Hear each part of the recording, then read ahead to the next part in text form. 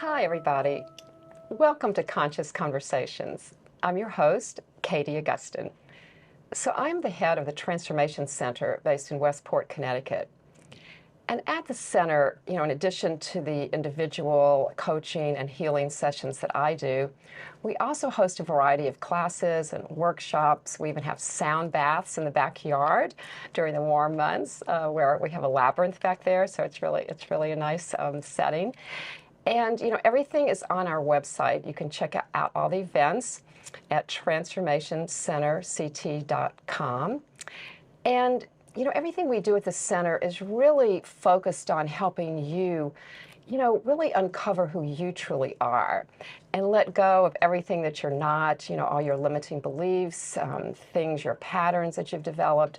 So the coaching and the healing and all of the classes that we have, they're all designed for that purpose.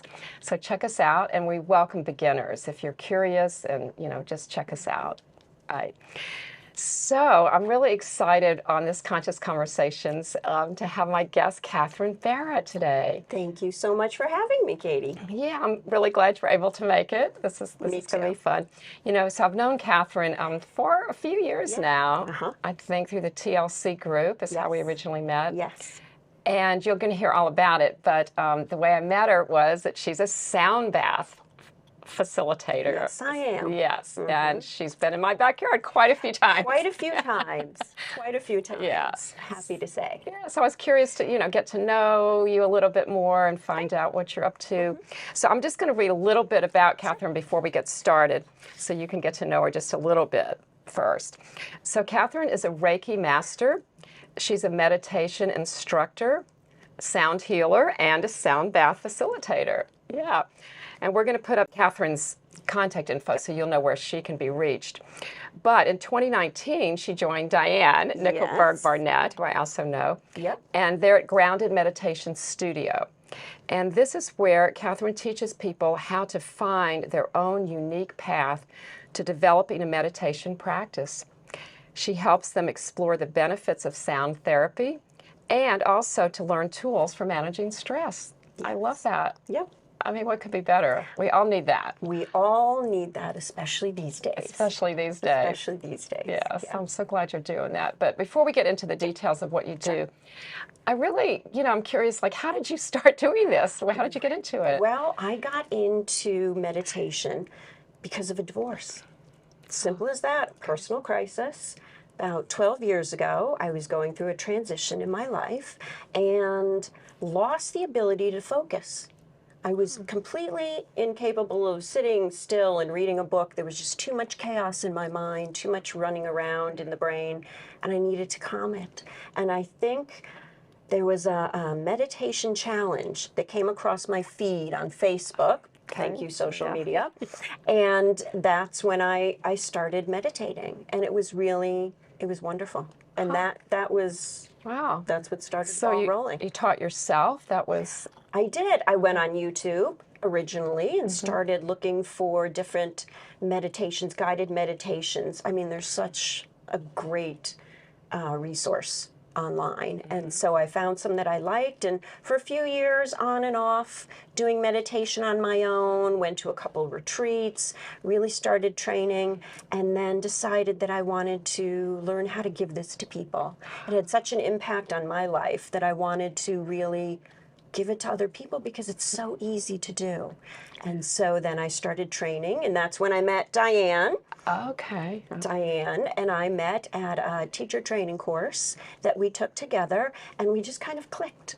And so then a couple years later, she had said to our little group that was in the training together, I'm starting a studio in New Canaan. Who would like to help? And I said, me. Awesome. And so there you go. There's no accidents, right? No, I mean, not at all. The fact that you had met her, it was perfect. The seeds were sown. Yeah, I absolutely. love that. Well, so let me back up 1 second. So why is it that meditation has a reputation for being difficult, or I think the reason why is because everybody thinks meditation is about sitting still and clearing your mind. And of course, you can't clear your mind. Even when you're sleeping, you're dreaming. Your mind is always looking for somewhere to go. So meditation isn't about stopping the thoughts, it's about focusing them. So whether you're repeating a mantra, an affirmation, or you're focused on your breath, or you're counting, that's meditation. I have a good friend that's a surfer out in California, and every day he's surfing at 5 o'clock in the morning, and that's his meditation, because he's so focused on the board and the way the air is and the waves and everything around him.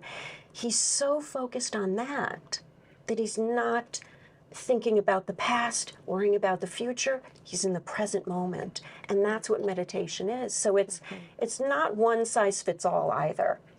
Knitting can be meditation, anything, walking meditations, anything can be meditation. Yeah, no, that's a good point. Yeah. It's really about, like you said, not letting the thoughts that would normally, like, disturb you, let's say. So whether it's anxiety or anything that you're worried about, it's more like just focusing on something that takes your mind away from that type of thought. Being present in the moment. And even if the moment you're in and that you're focused on is a hard moment, you have strong emotions, you're upset, sitting with that, learning how to just be there and accept it, that this is what's happening now. I am feeling these emotions now. That releases tension. That allows for the acceptance of, yes, I'm going through a moment. I'm a hot mess, but I'm feeling it, and it's okay to feel it, and it's not going to overwhelm me. And that's meditation too, sitting still on the cushion, so to speak, and yet having the mind spinning and spinning. There's real power and strength in being able to sit at the center of the storm, of the chaos. Yeah. Yeah, that's beautiful, because it really helps you realize that you are safe. Like nothing is really happening literally to you right at that moment, perhaps. Exactly. It's really just what your mind is going through, right? What your mind, it's stuck in the past maybe, that can lead to perhaps depression, sadness. You're focused on the future too much. You're anxious, you have stress. And the thing is the past is over. The future hasn't happened. The only reality is right now, right here. Yeah. This is the only thing that is real. Yeah. So be here now. Right. I was just thinking that, Eckhart Tolle. Like, it's perfect. It's a perfect mantra for that, that type of situation where you don't want to think about the past or the future. And it's really, it's not, in that sense, it's not that difficult. It's the hardest easy thing you'll ever do. Because really anybody can do it. Anything, like we've said, can be meditation. It's just setting the intention. My intention here, this moment, is to meditate. I'm going to walk a path through woods, and I'm going to hear all the different sounds, the crinkling leaves, the birds, distant cars. I'm going to feel my toes on the ground, that type of a thing. Anything can be meditation. Breath. I'm going to feel the cool air going into my sinuses. I'm going to imagine it going into my chest. I'm going to feel my ribs expanding. So that's meditation, and it's training the mind to be focused on now and in this moment. It's just training. It's an exercise for the brain. Yes, it is. It does take some practice. A lot of practice. Yeah. But it's all good. There's no such thing as a bad meditation session. Sometimes you get up and you feel better. You feel a little lighter, more relaxed and calm. But sometimes it feels almost a little worse because you're allowing these thoughts and emotions to arise in you. See them as they are, but let them go. There's no right way. There's no wrong way. It's just doing it. Yeah. So do you think for people who are beginning, I love all the examples you gave of walking meditation, surfing meditation. There's also, guided visualizations, right? Yes, which is wonderful. And we see so many people really connecting to that. When Diane started Grounded Meditation, and we started it really with her philosophy that meditation isn't one size fits all. It's what works for you. So find what works. And for a lot of people, guided meditations are fabulous because it's allowing the mind to focus on the words that are spoken. And I think that's probably how we also evolved into using sound. Yes. When we started introducing sound bowls, which I got interested in and Diane did independently, we were both kind of into it, and then started training on that as well, we realized, introducing it to our clients, that sound was kind of like the magic. That was the hook that really got people into it, because the mind is always looking for somewhere to go, and usually it's the most awful, most embarrassing thing that ever happened to you 10 years ago, where your mind ruminates. But giving it a place, if it is hard to focus on breath or mantra, sound. Eventually, your mind will rest on a sound, and we use sound, multiple sounds, as you know, lots of different instruments, so that the mind is always moving around from this sound to that sound. So it is focused, but it's being allowed to do its natural thing, which is movement. Huh. You know, I never thought of it that way, but that makes sense. Yeah, it now does. that you It does, describe right? it. Because it is magical in the sense that it's also very relaxing. Very relaxing. So you're not even aware of what's going on, that's what your mind is doing. Yeah, Am I that, right? that your mind is going there, because Yeah. sounds, especially when we use the crystal bowls and some of the Tibetan bowls, the metal bowls, it's actually altering your brain waves. So we are running around all day fully awake, making decisions in a beta brainwave state. And then we want to slow it down. So using these crystal bowls, the sound of it and the entrainment of the mind with the sound will slow it down, hopefully down into a theta brainwave state, which is a light meditative state. And that allows for relaxation. Yes, we do lose some people to sleep, but that's fine. Doesn't matter. You can't stop hearing. But it allows the mind to relax.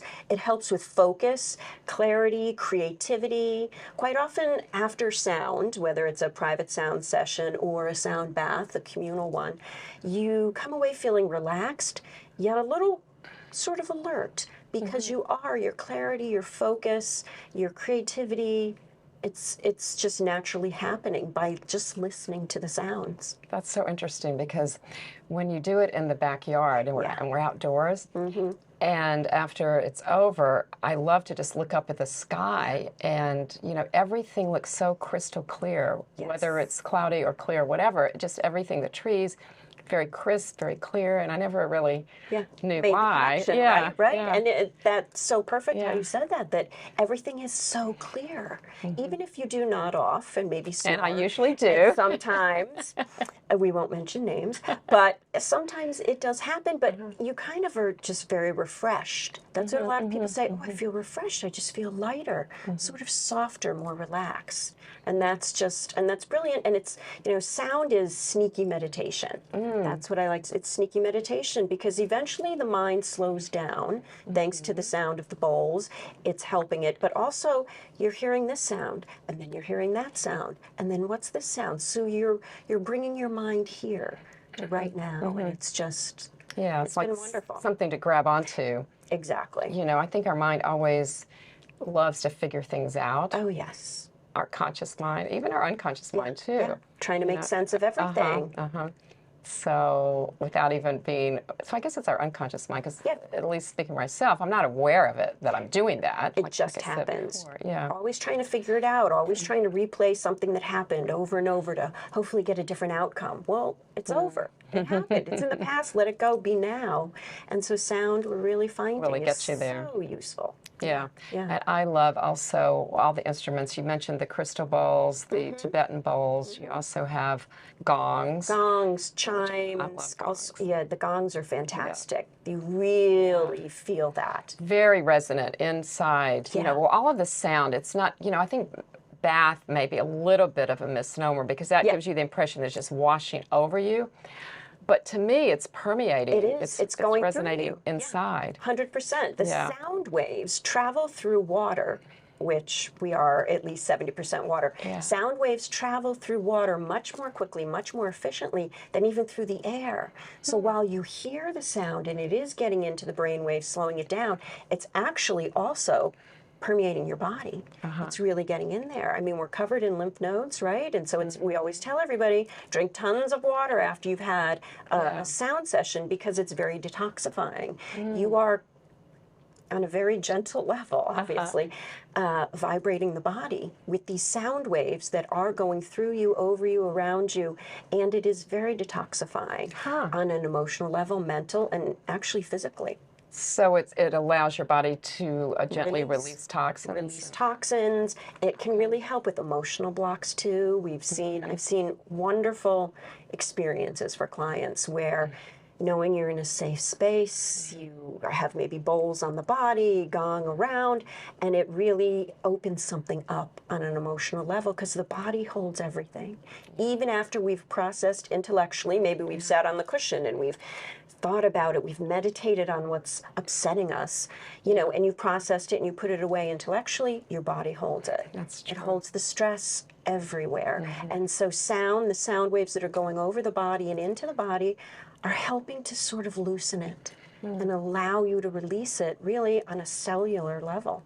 Wow, that's awesome. I know, isn't It's it? so pleasant while it's happening. It is, it is. Yeah. It is. So when you do private sessions, I mean, you started to describe it, but can you describe it a little bit more? We'll put different bowls on the body, on the chest, using bowls also all around the body, the head, the legs, the arms, down by the feet, tuning forks placed on different points. So it's sort of like acupressure points, and then the gong.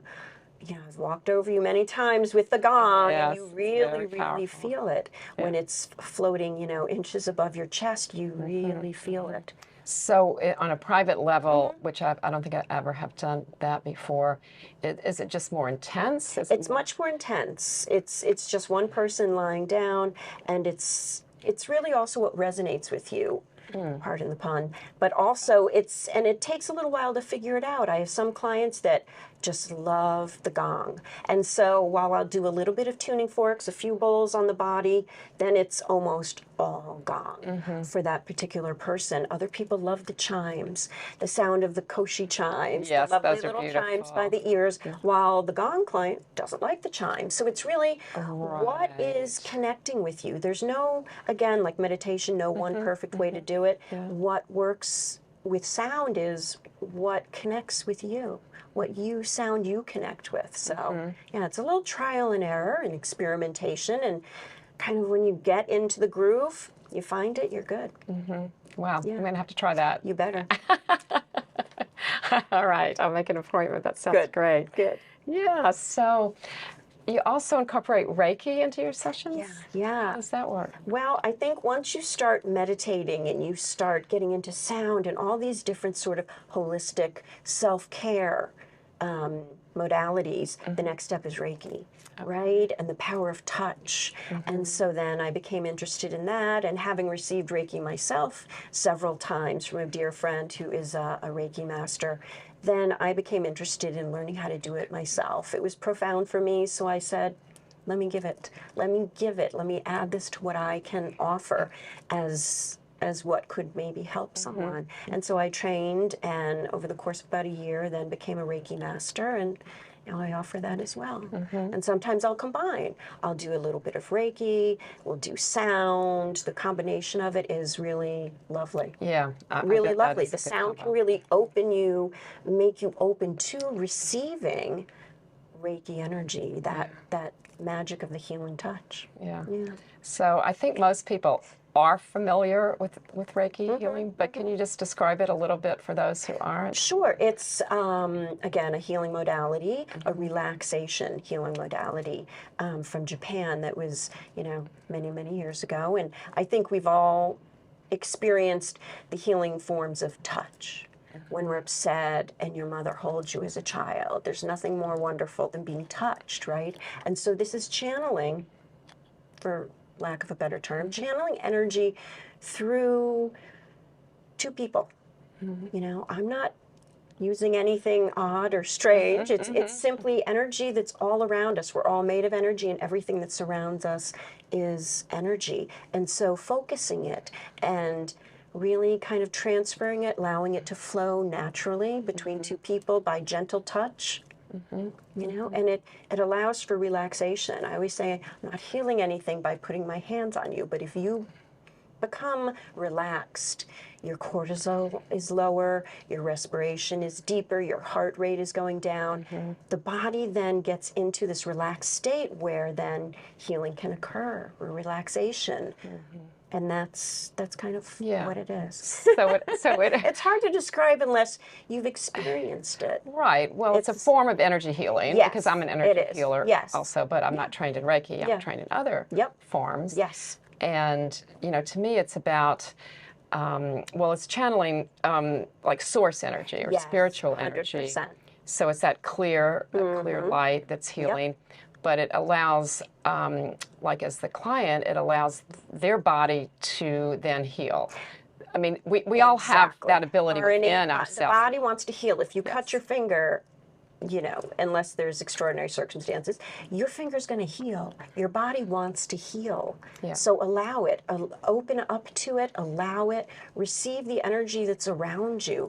And sometimes it takes someone else to come and help you do it by simply touching. Right. And then with the sound and everything, it helps you release what's not helping you.